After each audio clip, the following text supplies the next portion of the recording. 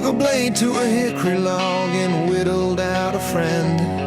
Now Misty has a headache that seems without an end. He's a joyful dandy with an overdose of glee, really eager to share, and his happiness is free.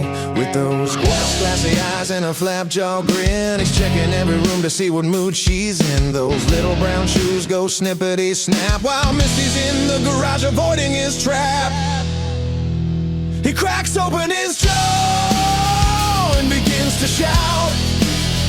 Echoes of laughter from that splintery sprout. Hello, Mrs. Wayne, with a jubilant squawk. The most annoying wood that ever learned to talk. Isn't it glorious? His yell fills the sky while Misty thinks of ways that a hickory guy might die.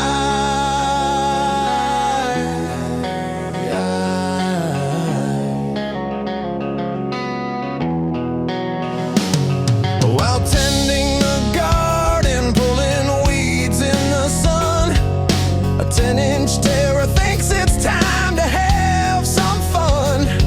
That tiny brown hat casts a 10-gallon shadow while Misty takes stock of her shotgun ammo.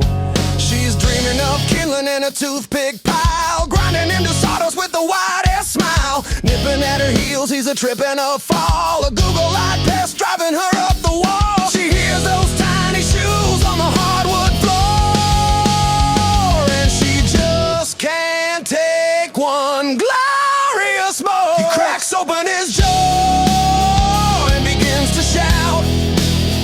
Echoes of laughter from that splintery sprout. Hello, Mrs. Wayne, with a jubilant squawk. The most annoying wood that ever learned to talk. Isn't it glorious? His cries fill the sky while Misty thinks of ways that a hickory guy might die.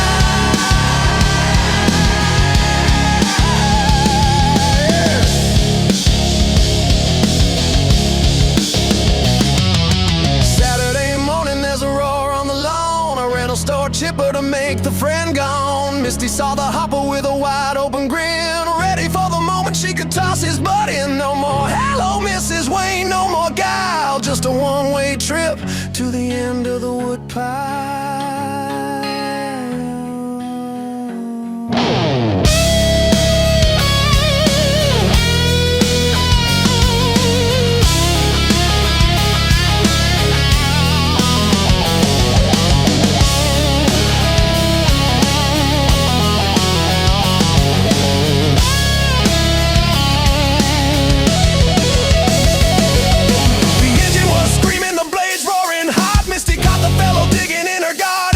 She marched to the machine with a light in her eye and gave a little wave as she said her goodbye.